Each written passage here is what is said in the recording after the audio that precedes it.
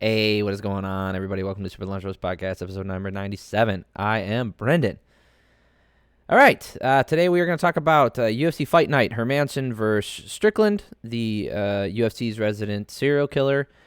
We're going to talk about some other fights on the card. Maximov versus Soriano, the ever so popular on Twitter Sam Alvey versus Brendan Allen, and Brian Batlle versus Gore. So we're going to talk about that. And also, what did you think of the thumbnail? I know I was told last week that I should make thumbnails instead of using my stupid face. I totally understand. This isn't what brings people in here. What do you think of the thumbnail? What else you want me to do? You guys, honestly, let me know. If you think you would be more interested in something, just let me know. Anyway, before we get started, please like and subscribe. I would really appreciate it if you like this video, especially if you make it, a significant portion of the way through and you do feel you like it. Please hit the like button and subscribe, because I do this every single week. I do this every Sunday, regardless of whether or not there are fights. I find something to talk about. Usually, I am so lucky that we do have a lot of UFC events every year, so most weeks I am talking about that. That being said, next week I will be out of town on Sunday and unlikely to record when I get back home late Sunday evening. It's possible, but unlikely. So next week it will be delayed. Most likely next Monday I will talk about the pay-per-view. All right, let's get started. So in this fight, we had Jack Hermansson, number 5. Taking on Sean Strickland. Jack Hermansson was 6. Sorry. He was 6, and Sean Strickland is ranked number 7. Sean Strickland was on a 5-fight win streak coming into this fight, and he got it done. Saul D'Amato was smoking something. I don't know what he was smoking, but it was some bad stuff that caused him to see the wrong thing, just incorrect in general. He had it 48-47 for Hermansson. That's just unacceptable. That's not okay. So the other two judges scoring it 49-46 for Strickland, which I believe is the right call here. So what did we see in this fight? A lot of, I would say, trepidation, a lot of jabs for sure. If you want to go ahead and look at the striking totals, significant strikes. They kept showing the numbers on during the fight. I'll tell you, they were not that far.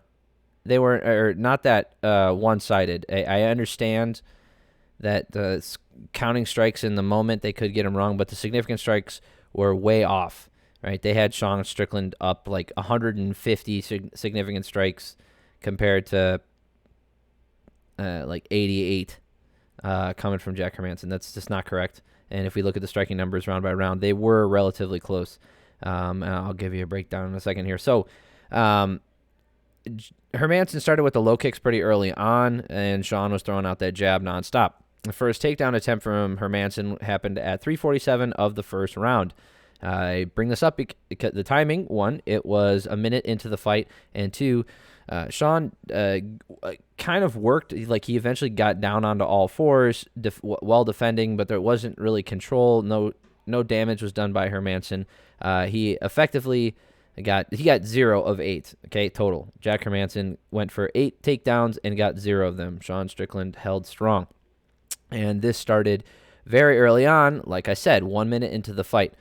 So Strickland looked really relaxed in there, and Hermansson looked a little bit more frenetic, a lot more, I could say high energy, but he was moving a lot more, and that's part of his style. But he also, with that, was throwing a lot of shots just out into the ether, not landing a ton of anything, to be honest with you. He's throwing a ton, like here, if you want to look at his totals, he threw 350 and landed 134 at distance. Total strikes, his significant strike percentage was 38%. We went over this last week. Striking percentage doesn't mean anything unless you land the same amount, and then we can discuss that later. But he just was very inaccurate with his striking. He was throwing a lot of stuff out there to try and get his distance, and he I don't know if distance was really the problem. It's just he was throwing a lot of shit at the wall and nothing was sticking.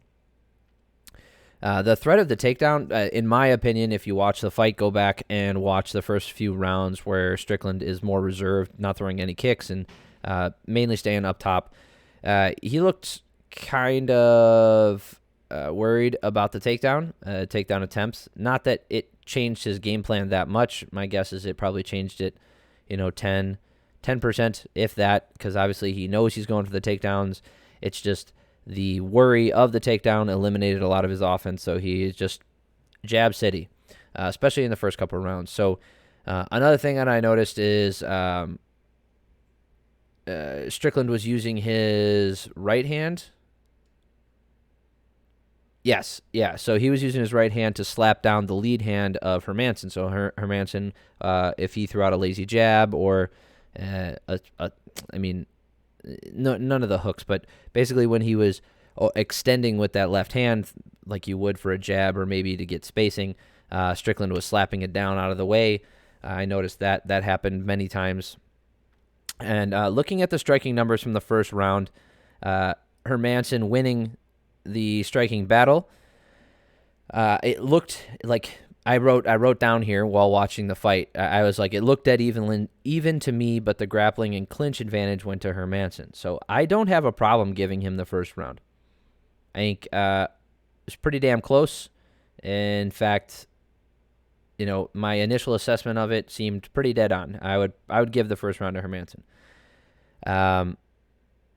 Hermansson started mixing it up and throwing out more in the initial phases of each round, and you could see this as the fight went on. He started for the first 30 seconds to 45 seconds of every round being very active, throwing a lot of big bomb looping shots and missing a lot of things, but he started breathing hard in the second round. Sean Strickland did not breathe hard the entire fight. Not that that means anything, because Hermansson stayed strong the entire fight with his output, but the damage output, I think, went in favor of Hermansson in the second round.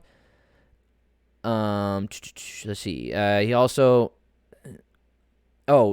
Strickland also looked a lot more particular about the shots that he was throwing. So he wasn't standing around and pausing, waiting for Hermansson to lead the dance necessarily. Like, he wasn't trying to just be a counterpuncher, but Strickland had this more deliberate striking style where he looked like he knew exactly what he wanted to do, and like he had a combination in his head, right? And he's like, I'm going to throw the 1-2, the 1-2 up top, throw another one, and then dig to the body. He threw that combo a few times. He threw big looping rights to the body quite a few times. He straightened him out a couple times too. But in the second round, Sean started to open up near the end of the round, and then he caught him with like a left hand or something, whatever. Anyway, Hermansson was off balance. There's 3 seconds left, and Hermansson falls on his ass. So not a good look, but, honestly, if I had to judge this round while I was watching it, I gave it to Strickland because of that last one. Like, yeah, it didn't land as far as, punching someone in the face, but pushing someone over also does damage, okay? And it was from a strike. And the striking numbers, as you can see here, 32-32, dead even. I would say the biggest moment of that round was him throwing Hermansson to the ground. That I have no problem. I am very confident in saying that he won that round. If you gave that round to Hermansson, I'm not mad. Right? Giving him 2 rounds is not unacceptable. Okay. Back and forth. Oh, yeah. So Jack started doing this thing where he was dipping down and leading with his left hook, throwing a lead left hook. I don't think it landed a single time.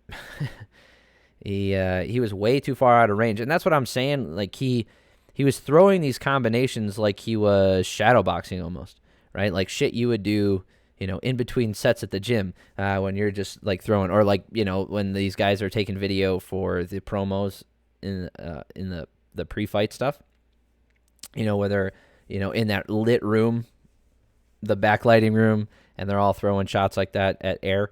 That's what it looked like Hermansson was doing sometimes, and it was kind of odd. Like I understand that he wasn't doing that. I don't know what he was doing because he didn't use that information going forward to make changes. He wasn't trying to lead his way in. I just didn't know. It looked really awkward. Maybe he was hoping he would catch Sean moving in. I don't know what led him to believe that would happen either. But anyway, the announcers were very in favor of everything Strickland was doing. I know they were. I don't think bias is the right word. I think they were partly leaning that way because the live striking numbers were so horrendously off. Okay, I think they were privy to those numbers, and unfortunately, those numbers were wrong, and therefore they were, swayed heavily into one direction. Plus, a lot of the damage Strickland was doing, if you could see here, 81% of it was to the head. A lot of head strikes. Whereas Hermansson did most of his work to the body and to the legs. Now, this isn't to say I don't think Strickland lost this third round. I think, they went pretty equal on damage, and I went the way of Strickland. I went the way of Strickland because I felt like he did more damage. They were pretty equal on damage, and then with 115 left, like Strickland seemed to do more. So, again, 27-26 on the striking numbers, not a blowout here. And I could, this whole thing where maybe Saul D'Amato saw those first 3 rounds for Hermansson. I guess good on him for noticing that the strikes were even. But if you were watching the significant strikes, I think Strickland's were more significant. And because he did, and even if they were exactly the same amount of significance, right? Position means almost nothing because of how close this fight was. Sorry. If the position were significant in one way or the other, it would matter, but it didn't. And in this third round, Strickland does outland him, and I felt like he landed the more significant strikes in round 3. So there we go, another round for him. So I had, going into the championship rounds here, I had it 29-28 for Strickland.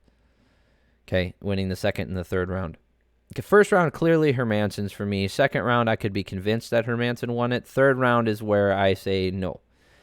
Fourth round, another outpoint round by Sean. Strickland just did more he just did more in this one. Okay, constantly touching him, doing more damage. Easy round for him. We don't need to go into it. And then in the fifth and final round, Hermansson, despite looking more tired, like I said earlier, he continued to have a greater output. His output in the 5th round was his greatest one of all 5. If you can see here, he threw 83 significant strikes. His output actually went up every single round. Now, he didn't land more. He landed essentially the same amount of strikes every single round, the round 2 being the outlier being 32. But 26, 32, 26, 27, 26. He was very consistent with how many he landed. It's just that Strickland upped his accuracy in these last 2 rounds, allowing him to pull ahead on the numbers. And that's where you get, 4 rounds to 1 in favor of Strickland. I'm in favor of these last 2 rounds going to Strickland, giving the first round to Hermansson, maybe the second. Either way, Saul D'Amato is high.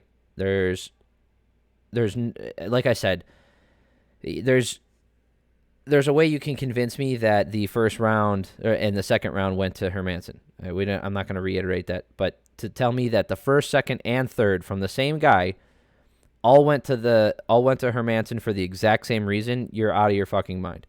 Because the first round was grappling. That's what made the difference. Yeah, the striking numbers were in his favor too, but really it was the grappling. Second round, they were dead even. And if you don't count that, that's what I'm saying. The most significant thing that happens is Hermansson gets thrown to the ground. So you're going to tell me you saw that going Hermansson's way as well. Did you close your eyes in that last part? And then round 3, where the striking, again, was pretty dead even, but Strickland led the dance more often than not. But, I understand the output was greater from Hermansson. And this is what I'm saying, though, when it comes to output. If you have a greater output, it could sway the judges in your direction if the judge isn't paying attention to the right things.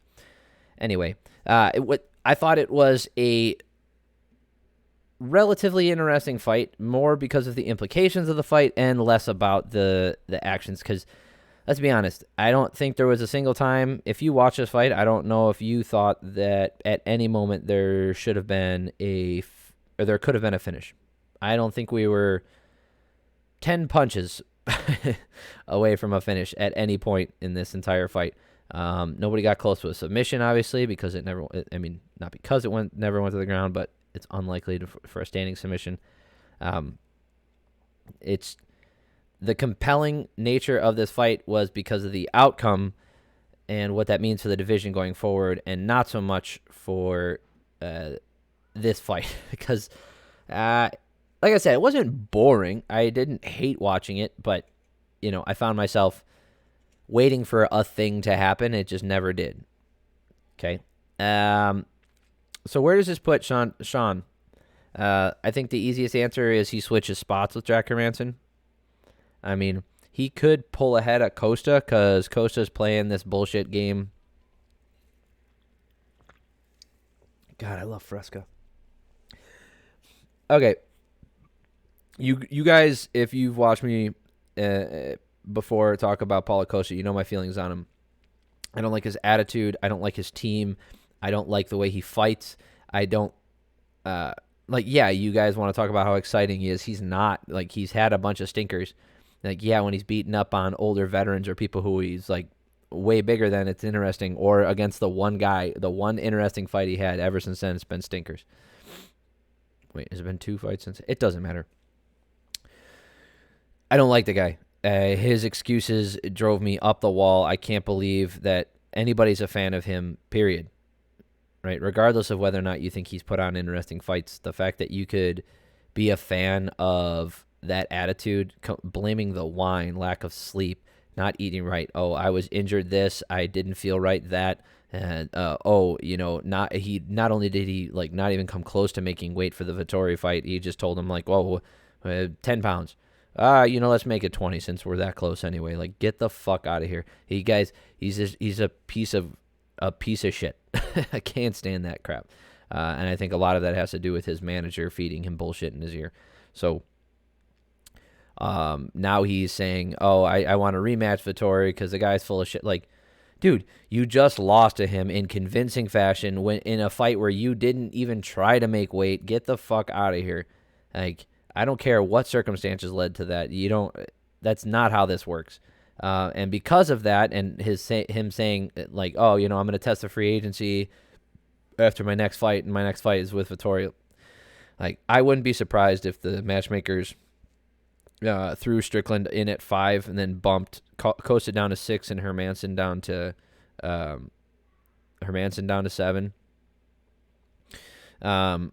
But what do I think for title shot implications here? So if Jared Cannonier beats Brunson in their upcoming fight, I think Jared Cannonier just coming off of a loss. I don't think he gets a title shot from that. I think he probably fights someone like Vettori, maybe the loser of Whitaker, Adesanya, that kind of stuff. If Brunson wins, and he has losses to both the guys fighting for the title in Whitaker, Adesanya, so there is a compelling storyline there. Plus, he's been on a tear. I think Brunson, how many fights in his last, let's see here. 1, 2, 3. Oh, good grief. Come on. Yeah, so 1, 2, 3, 4, 5 fights in a row. So he's on a big win streak, and that's the kind of that's the kind of shit that gets you a title shot. Especially there's a compelling storyline that he lost to these two and he's changed, right? So there's a chance, the whole blonde Brunson thing. I like Derek Brunson. I'm not gonna begrudge him and say that he needs to keep fighting. I think if he does get the win, he deserves a title shot. If he doesn't, and Jared Cannonier gets the win, he doesn't necessarily deserve it more than Sean Strickland, who's currently on a 6-fight win streak, just beating the number 6 guy in the world. He leapfrogs Costa, Marvin Vettori, just too recent. I don't know if I think he needs one more win. So based off of how the Brunson-Cannonier fight goes, I think that'll determine whether or not Sean Strickland gets a title shot. In my opinion, I think Strickland should get it if Brunson doesn't win. If Brunson does win, then Brunson should get it. Cannonier maybe takes on Strickland. Or maybe we have Vettori versus Strickland. That'd be fun. Yeah. All right. Moving on. Nick Maximov versus Punahele Soriano. Nick Maximov coming from the Diaz brothers camp, Diaz brothers team. The striking numbers kind of tell the story in this one. It was mainly contested on the ground, and Maximov he didn't do damage, man. So Maximov landed a straight right hand like 2 good times in the first round. Other than that, he Soriano he got hit in the nuts. By the way, Maximov hit him in the nuts. Or maybe it was the other way around. My bad. Anyway, Maximov did some more poking with some good shots mixed in, and Soriano landing a big punch, then a huge knee, and it ended up that punch busted up Maximov, which was the most significant portion of the first round. Maximov got the back standing with 2:15 left and then fell off after 60 seconds, so no damage there. No threat of submission either. I don't think he really got close to a submission. He got under the neck a little, or he got a neck crank a little bit, so maybe you want to give him points for that. Mark Smith, I fucking hate this guy. Cannot stand the way he refs, okay? I cannot stand this shit. He did it again. Talking to Soriano, telling him to let go of the cage because it caused Soriano to talk back to him because Soriano did not grab the cage, right? And, Mark Smith saying, don't grab the cage. And he looks up at him and says, I'm not. That's taking his attention away from the fight. Either move in and pull his hand off of him and take a fucking point, or shut the fuck up. You can't do this. You're affecting the fight. Talking to the fighters is affecting the fight. I understand, if a fighter looks to you and says, is his hand down? Is he down? Is he okay to hit in the head? That kind of thing. I've seen that happen before. I've seen people get warnings. And yeah, I'm not totally against that. But giving someone a warning for about to do something, coming close to doing something, it's crossing the line for me. It's crossing the line. I know I sound animated about this, but you're affecting you're effectively affecting. You're affecting the outcome of the fight by talking to one of the fighters in a situation where you do not need to be talking to them. If they grab the fence, that's when you tell them to get the fence. You go over there and you get their fucking hand out of it and you take a point from them. If not, shut up. Anyway, Maximov did no damage. I don't want to hear it. I mean, if you look at the striking numbers, plus if you go back, watch it again. Okay, I'm not being biased here. Watch this round again. Punahele did more damage. I don't know if he rocked him necessarily, but he landed some really big shots early on. Landed some shots during the takedown defenses. And Maximov spent his whole time just holding him. That was what his energy was driven for. So control means nothing if you do no damage. And damage isn't equal. So damage was not equal. Soriano did more damage. 10-9 round for him. Easy in my book. Maximov was looking for top control. Didn't really feel comfortable on the feet with Soriano. Able to land more freely. So if you watch this fight, Maximov looked really uncomfortable on the feet. And Soriano was kind of landing at will. So Maximov started winning the grappling, but he wasn't doing damage in the second round either. Bisping said some stuff about how he thinks that Maximov won the second round with the grappling. I disagreed with him. When I was watching it, I actively said no, Bisping, I think you're wrong on that. There's just no damage from Maximov. I understand how it looks when a guy's being held down, but especially from someone like Bisping, who in the past has been very critical of people who do that. Maximov did no damage. Again, look at the numbers here. He held him down and was on top for a good portion of the time, and landed 13 shots. Not very big shots, not hard shots, not damaging shots. Punahele landed 21. Okay? 8 more. Some of those were on the feet. Some of those were in defense when he was defending the takedown or, in a non-advantageous position. The point is, Soriano did more damage. He was doing the damage. And yeah, you can say Maximov was looking to actively finish the fight. So was Soriano, just in a different way. If this was a more dominant grappling exchange and he landed a little bit more ground and pound, I would easily give the second round to Max. But he didn't do anything. So I had the first 2 rounds going to Soriano. The third round is inconsequential to me. Soriano did get hurt. He hurt his knee on one of his takedown attempts, and his output dropped severely. Even so, 9-11, right? This is the first round where Maximov outlanded Soriano, which he did. And there was just too much control for Max, and he did enough to get the last round. But I still had it 29-28 for Soriano. One of the judges had it the right way. I think Mike Bell had it 29-28 for Soriano. I believe that is the correct call.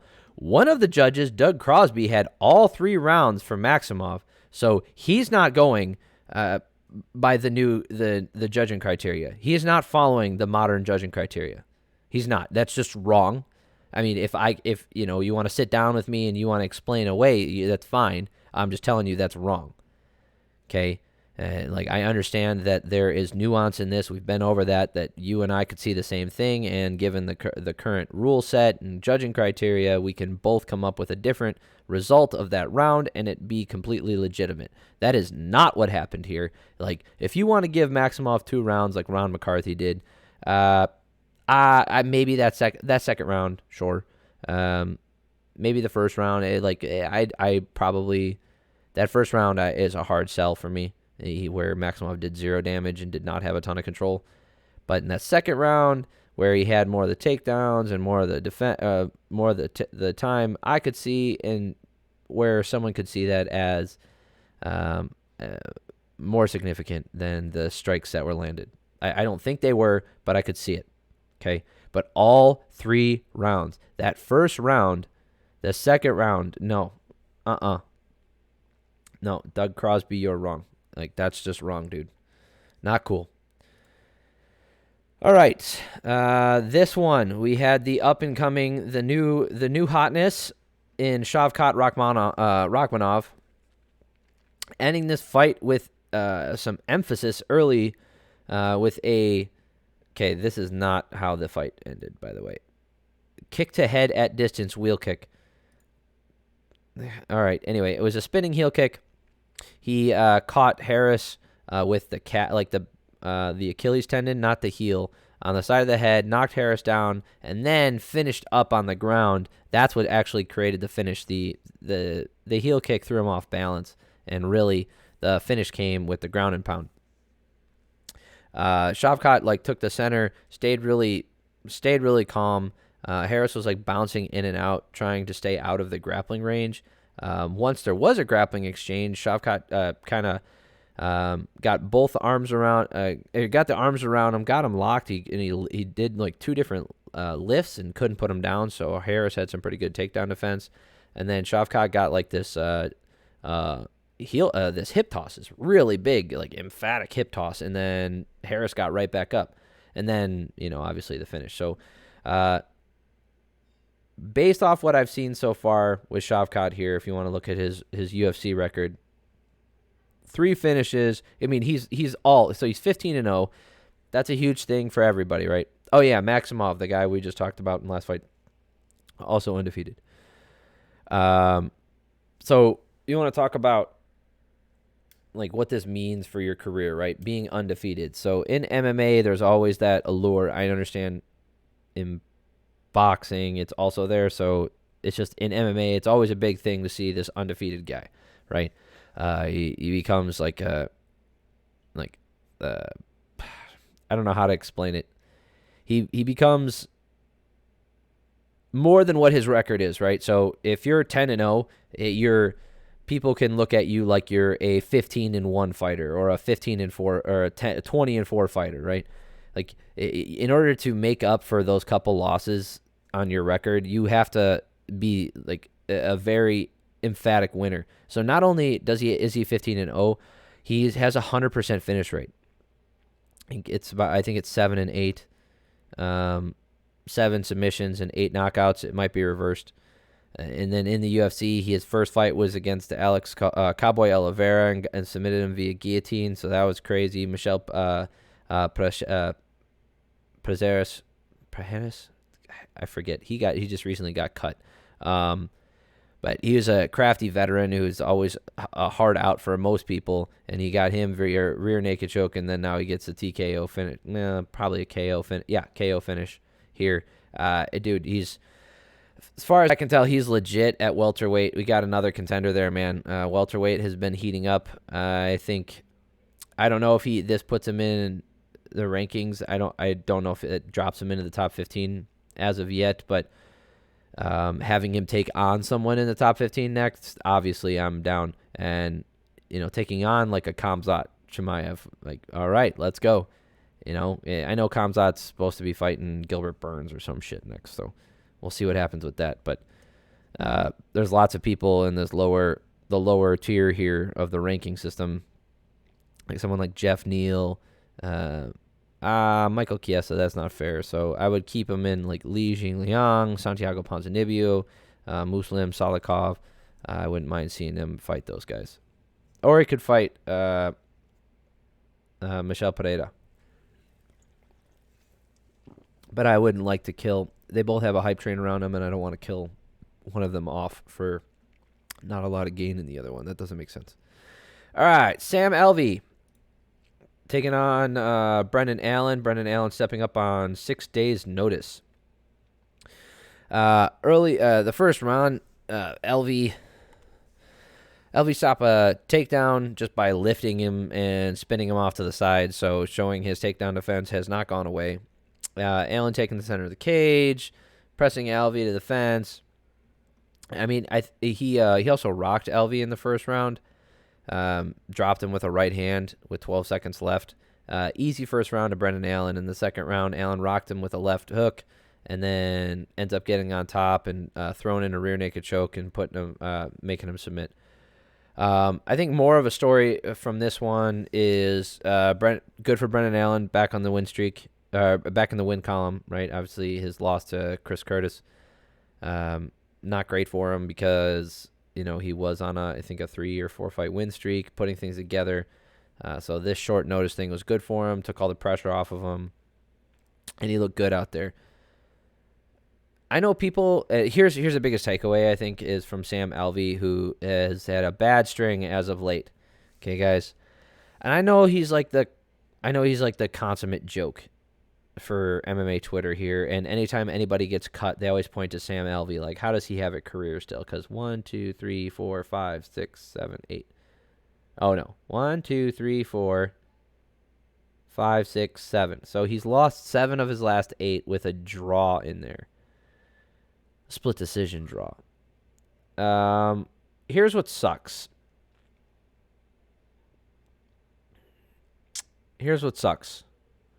You got to feel bad for him. I understand that it's fun to poke fun at him. Like, and I'm not saying don't. I get it.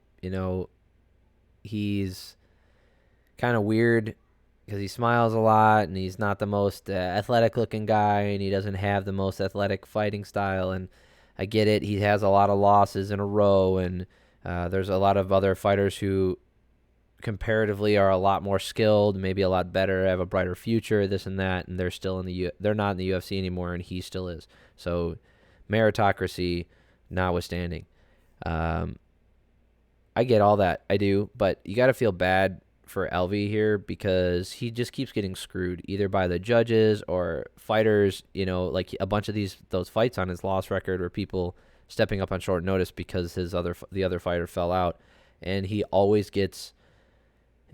As Dana White said, you got to love guys like Sam Alvey who always answer the call. He always says yes, and, he's a true company man. But you just can't go 7 of 8 losses and keep your UFC card here.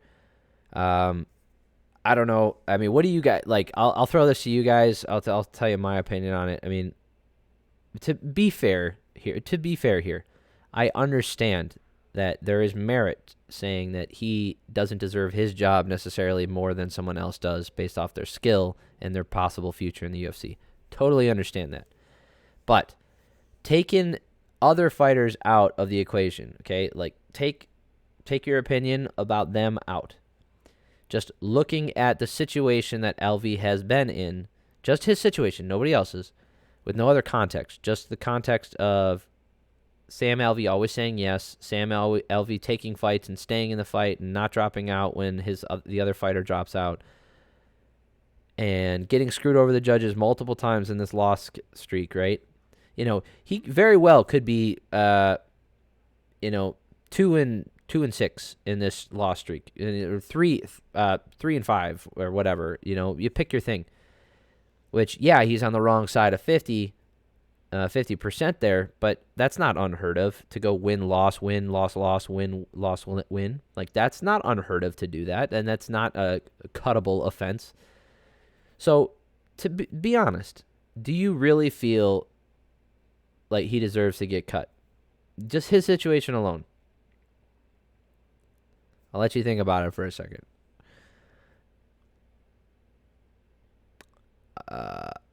I do.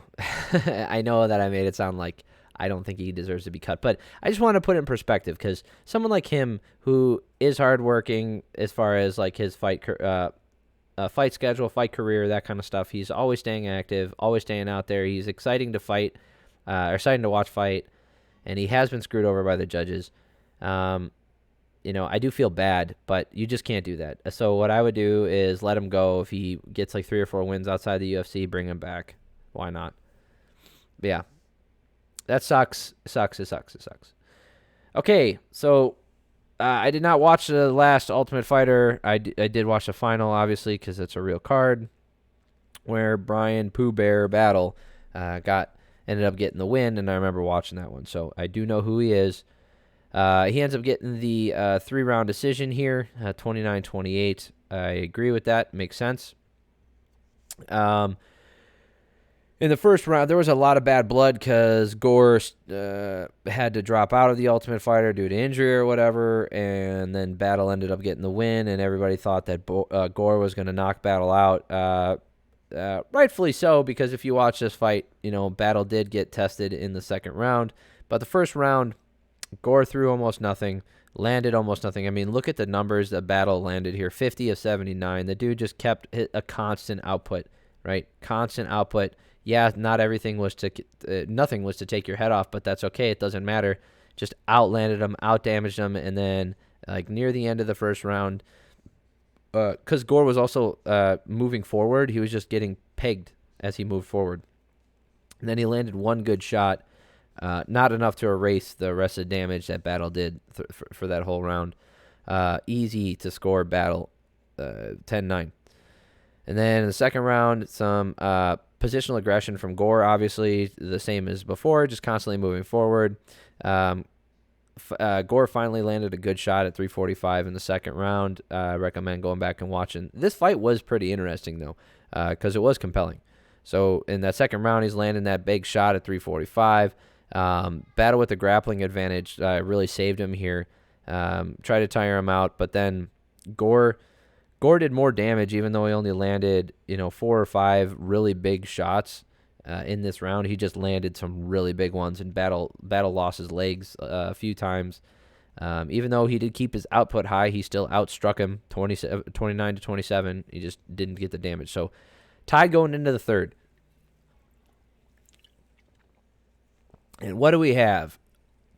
Brian Batlle doing more of the same, just ending the fight with more damage. Dude, like for Gore ended up shooting for a takedown at 4 minutes. Interesting because now he was doing the grappling. At 2:30 left in the fight, Gore looked tired. That's not a good look. I don't like that. I don't feel like his output was not very high to be tired. I don't care. If you're gonna pick a style of a consistently winning style in any weight class other than heavyweight or maybe light heavyweight, I probably wouldn't go with Derek Lewis. And that's how this fight went for Gore. Sitting around, waiting for a couple of big shots, landing a few, to be fair, and winning around that way. But consistently, that is not a winning strategy at most weight classes. It's just not. Right? You're going to find someone who can out-grapple you and hold you down and tire you out, and you're not going to be able to do shit. So you got to pick it up. You got to do something different. Find something that you can do repeatedly. Right? Whether that be front kicks, up kicks, or not front kicks, leg kicks, jabs, something that you can do consistently over 100 times in a fight. Okay, something that you can throw out consistent offense. For some people, it's takedowns. For some people, it's in the clinch, right? Throwing knees. Whatever it is for you, you got to find that thing and drive that home, because if you don't, you're not going to make it very far with that strategy. All right, Julian Erosa taking on Steven Peterson. This was the first fight on the main card. This is the last one we're going to go into depth on. I will cover the prelims, but based off of people's interest in the main card, I'm going to assume that most people did not sit there and watch every prelim. I'll just highlight some of the fun ones, I guess. Juicy J, Julian Erosa. This fight was actually a banger. It was very good. Peterson missed weight, though, so that's unfortunate. I think did this get fight of the night? It did get fight of the night. So that sucks because for Peterson, I mean, can't make the weight, don't take the fight. It is what it is. That sucks for him. You know, not only does he lose his part of his purse, but he's not eligible for a bonus, and his bonus goes to Erosa. So Erosa walked away with $100K for fight of the night there. So, I mean, that sucks for Peterson. But it is what it is. All right, Peterson early had a deep single against the fence, but Erosa defending it. After the first takedown attempt, Peterson kind of stayed on the back foot, throwing leg kicks, so he wasn't as aggressive anymore, and Erosa moved around, staying in the pocket, both guys landing, lots of damage back and forth. First round, Erosa outlanded him, as you can see here. Peterson just looked a little less comfortable than Erosa did. He wasn't less effective, he looked more sporadic and erratic with his striking than Erosa did. Both guys kind of landed nasty at the end of the first round, but Erosa, I think, got the best of that little last little exchange, and he outlanded him, so easy round for him. Peterson was wearing the damage a lot worse with his nose being banged up. Peterson also, he needed to extend some of his combos, man. Stay in the pocket for 2 or 3 more shots, and he could have got the better of Erosa. Erosa just he constantly holds his hands down, so if you want to stay in the pocket with him, you got to extend those combos and catch him, because his arms will not come back to defend himself. So if you just pop in there for 1 or 2, like, he can move out of the way of those or catch you with 1 or 2 himself. But if you extend those combos, you move with it, yeah, you're going to get tagged a few times. This shit happens. But if you're going to stay in there, and throw some combos and finish it out. And I think he could have done a lot more damage that way. So this round, Peterson ended up landed a huge right hand, and it wobbled him. And then another one, he landed another big right hand, and like Erosa just, like, he's wobbly, and they have some sloppy exchanges, and then Erosa throws a spinning elbow and then rocks Peterson himself. There was a great push by Erosa at the end of the round, but the way I saw it, it was tied going into the third. So I gave that second round to Peterson. And then in the third round, Erosa went for a takedown to avoid some damage early in the last round at 4:15 mark. He fell into a guillotine, but there was nothing doing there. Peterson didn't really have it. Peterson kept landing his right hand. Erosa kept landing back. But in the last 60 seconds is when Erosa made the difference, right, for the fight. So, like, as you can tell, these striking numbers were insanely close in this last round, 62-50. And a lot of that was in the last 60 seconds. Erosa screaming and digging deep and getting a takedown with 60 seconds left. I'd say damage was almost even in this round. Also, the strikes 62-50 being very close. You could see how the damage was very close. But with that last little takedown and positional control, I'd give it to Erosa. So not a bad decision. I had Erosa winning. It's unfortunate for Peterson, but if you don't want to lose your money, don't fucking miss weight. John Castaneda versus Miles Johns. Last fight on the so Johns versus John. Sexy Mexi is John Castaneda's nickname. Sexy Mexi. What do you think about that? Not a fan. First 2 rounds, Castaneda moving forward, throwing a lot of volume, not landing a ton. See, here's one of those things where he was more aggressive, right, but less accurate, and that's okay because he landed more. So that's all that matters. First 2 rounds, moving forward, constantly doing that stuff. In the second round, Johns got kicked in the nuts immediately. Nothing happened, no penalty. Second round was more of the same, with a few big shots from Castaneda to end the round. And, he was up 28-18, and then Johns looked exhausted in the third round. Not a good look. And basically quit during an exchange, just fell to the ground, and Castaneda got a rear naked choke. An arm triangle submission. It should be called a technical submission because he did go out. All right. Hakeem Dawodu versus Michael Trizano. This fight was a lot of striking. So if you guys are a fan of technical striking, this one was very good. Dawodu was just he's just a step ahead. Okay. What is the note that I had here? So Trizano was just 1 or 2 shots behind the entire time and a second slow, and that's what just caused him to lose. And if you look at the striking numbers, it's pretty much what it says, right? 43-25. Trizano was landing and he's doing well. It's just Dawodu is better. He was landing one more every time. Every time they had an exchange, he would land 1 more, just doubling his output, right? He would vary up his striking and land a little bit more. Second round, 52-23, same thing, doubling the output, landing more. And in the third round, more of the same, 46-22. So it's not that Trizano was totally out of this fight. It's just this is a bad matchup for him. He just couldn't keep up with his output, wasn't willing to take the damage to move in there to give as much as he was taking. Easy one to call, 30-27 in favor of Dawodu. Dawodu looked amazing. Great for him at featherweight. Easy on the contender status. We'll see how it goes, but that was a good one. Chidi and Njokuani versus Marc-Andre Barriault. 15 seconds in, Njokuani landed a big right hand and put him down. Followed up with a few more, and I got a TKO finish.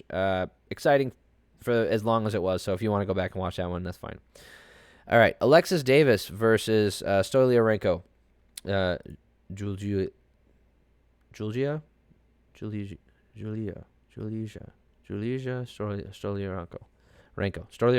Good grief. Anyway, Alexis Davis doing the damn thing. Okay, Davis spent the whole first round on top. Stoliarenko got 3 or 4 good armbar attempts, but nothing doing. One of them looked really close, and Davis had her arm in a bad position, but I think Davis just did more damage. And also, there was an up kick from Stoliarenko when Davis was on the ground. Not cool. Alexis, in my book, won the first round anyway, 10-9. Second round, Stoliarenko landing a few good shots. The second round was the most active on the feet. Stoliarenko did, I don't know, man. I think she did more damage anyway, and she landed a good head kick, and they stayed on the feet long enough to where she showed her prowess there as well, and she won that round. It's tied for me going into the third, but then Davis spent the entire third round on top and landing a decent ground and pound. So third round for her. I don't know if I would give this last round a 10-8 here. I don't feel like it was close to being finished. I guess the lack of output from Stoliarenko maybe could lean that way, but Saul D'Amato saw all 3 rounds for Alexis Davis. Can we fucking talk good about this guy? I think Brendan Fitzgerald said that, Saul D'Amato is a credentialed judge. I don't want to hear it. Your decisions are not better or worse based off the amount of experience that you have. The amount of experience you have allows me to predict the likelihood of you getting the decision the right more often than not going forward. It does not mean that this decision that you made right now is more important than the other ones. The fuck, man? He gave that second round to Alexis Davis. Go back and watch this fight. I mean, it was fine. Not the most exciting fight, especially no implications. But, sorry, I didn't throw the striking numbers up. But go back and watch this fight. Go back and watch that second round. And you tell me on what fucking planet Alexis Davis won that second round. Get the fuck out of here, Saul. The dude's a doofus. The other two judges got the rounds right, but gave the last round a 10-8 to Davis. I don't necessarily agree with that, but it's way better than giving the second round to Alexis Davis. Holy shit, that was bad. All right, let's see. Jalton Almeida versus Danilo Marques. Maeda with an early takedown, getting control on the ground at 4:30, and then works his way to mount. Or he made Marques choose between getting punched in the face or getting submitted, so he chose punch in the face. And the fight ends with a TKO. Marques was protesting, but he wasn't able to get him off of him, and I understand that not a lot of those punches were landing. They were glancing off of him, but then you got to rotate back and forth, man. All right. Rotate to side, back, side, back, side, back, side, back. Like, you got to keep moving, because if you just sit there, it doesn't matter if those punches are fight-ending punches or not. You're not actively defending yourself or intelligently defending yourself. The fight's over. All right. Phil Rowe versus Jason Witt. This fight was pretty fun while it lasted. Witt was on top in the first round. Got a takedown. Pretty much controlled him. Did what he wanted to do. You could tell that he didn't feel as comfortable on the feet as Rowe did. And in the second round, you could see it was perfect. Rowe sets up a right hand, lands a big right hand, throws a left hook, and then another big right hand, puts Witt down on the ground, and that's the end of the fight. So that was a good one. And Malcolm Gordon versus Dennis Bondar. These guys were moving lightning fast. It was crazy to see. But that being said, they are featherweights, right? Yeah. Oh, flyweights. Sorry. Flyweights. They're tiny. So, Gordon was getting the better of the exchanges anyway. And he wasn't landing more. Like, there wasn't a ton of damage either way. He just looked better. But Bondar ended up verbal tapping because during an exchange when he turned around, I think it was partly damaged because Bondar got caught in an armbar and Gordon cranked on it real hard. And he said that he felt Bondar's arm give. So if you watch it again, it's his left arm. He's posted up against the cage trying to get up from a takedown attempt. And when he posts on his left arm, his elbow just shoots out in the wrong direction. And it looks dislocated. Could be broken. Really bad injury. Not fun to watch. 9 out of 10 would not recommend. Do not go back and watch that. There's no reason to. Not good for your eyes, not good for your stomach. So, overall, this fight night, not the most interesting. There was a lot of, it felt like an undercard to a big event. The main event, I feel, was important enough to warrant, the fight was important enough to warrant a main event, so I'm not unhappy about that. There was enough exciting performances on here. Obviously, Shavkat Rakhmonov and, Brendan Allen, Brian Battle, these guys getting these wins are really important for them. Julian Erosa with being the experienced fighter that he is. All these guys, Hakeem Dawodu, the up-and-comer. There was a lot of things that in the future we look back and a lot of these fights might be important for these fighters. So I think this fight night, if you skipped this one and you were just watching like everybody to catch up on what happened, I think it's worth watching the main card and skipping around to the exciting ones. I would watch the Brian Battle fight. For sure, the Julian Erosa fight. Watch that one. The Brian Battle one's not bad. Brendan Allen, that's a short fight. Shavkat Rakhmonov. You could probably skip the co-main event. Not worth it. Plus, they got the decision wrong. And then go right to the Sean Strickland fight. again, you could skip that main event as well, just knowing that Strickland won, and you didn't miss much. So anyway, that is it for all this stuff. What did you guys think? Okay, what did you guys think of the card? What did you guys think of the main event? Do you agree with Saul D'Amato? Do you think he's a good judge? I've heard his fucking name enough, and I've seen the decisions that he's made to know that he's had this problem in the past. Yes, he's gotten decisions right before. Like, he didn't get the decision wrong with Alexis Davis and Stoliarenko. You notice how I'm not even attempting her first name anymore. It's just you get bad decisions disguised by having the correct winner oftentimes, because people aren't going to talk about it after this weekend. Because also the consequences of the Nick Maximov Punahele Soriano fight are not so great that people are going to talk about this all week and talk about how the split decision was wrong. Like, was it a robbery? This and that, and then, obviously with Saul D'Amato giving Jack Hermansson 3 rounds, because that's the other thing. Jack Hermansson didn't get the win, and he shouldn't have. But it's a split decision now. No one's going to talk about it. No one's going to shit on Saul D'Amato because one of his bad decisions got disguised because the right fighter won. And the other one got disguised because not only did the right fighter win, but he also called who the right fighter was going to win. It's just his scoring was asinine. And it shows, right? It's a repeated thing. This is not the first time. I will make notes of it in the future, but this is unbelievable that we're still dealing with this shit. Fucking 40 years after the inaugural UFC. Okay? It's been plenty of time. There has been plenty of time to learn the fucking game. Pay attention, read the fucking rules, read the judging criteria, and understand what you're looking for. Okay?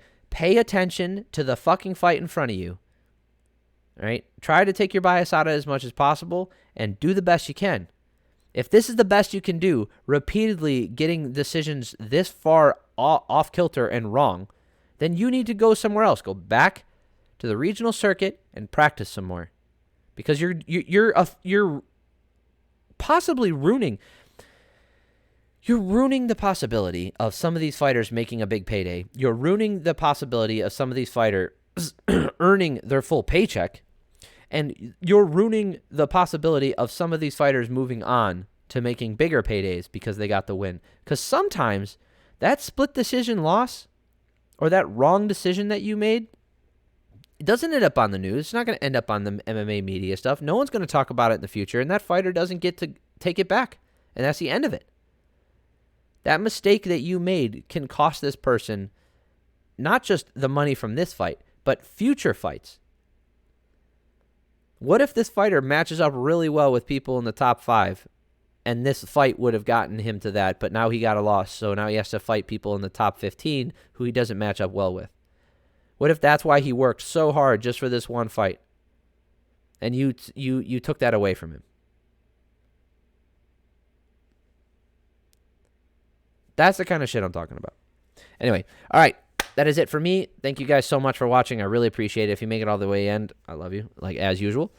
Please, if you did make it all the way to the end, please like and subscribe. Like, why did you make it all the way this far if you're not going to do that? Like, subscribe. I'll be back next week. Not Sunday. I am not going to be home, but I will talk about the pay-per-view after next weekend. I'm not going to do a breakdown of it right now. We are going to call it as is. Cool. All right. I hope everybody has an awesome week. Take care of yourself. Take care of your loved ones. Love you guys.